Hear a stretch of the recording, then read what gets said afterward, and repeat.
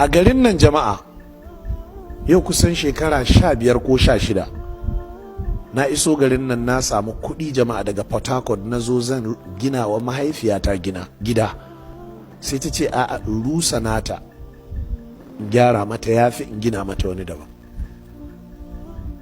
Muka zo aka rushe gidan nan na ari ɗaki a gidan makwabta na sakata. Muka zauna aka nemo mini yara Hausawa musulmi 'yan cikin muciya gaba da baya waɗanda an bani shaida sun iya gini.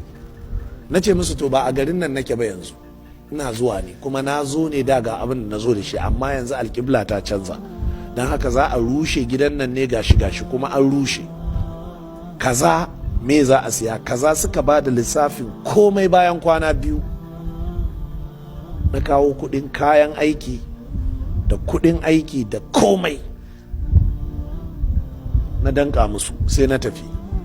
Na rantse da Allah haka na shigo Zaria da la'asar sakaliya na zo na sami yadda na bar gidan nan a rushe haka na da na same shi.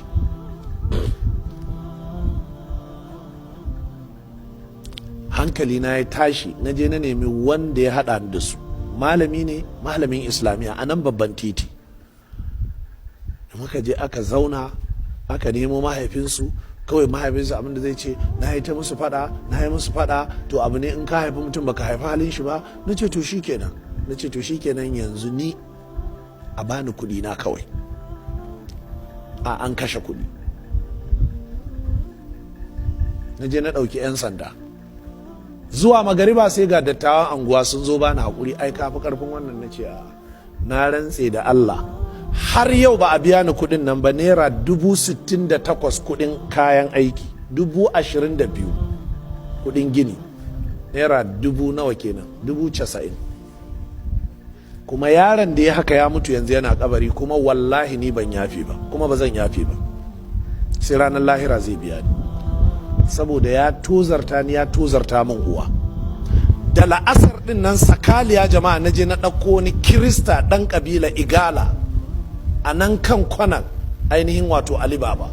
Da la'asar din nan na ce mishi to yaushe za ka zo? Ya ce shi fa abin da yake zaune da shi garin nan kenan. Da la'asar din ya fara ginin, kafin gobe la'asar ya kai linta.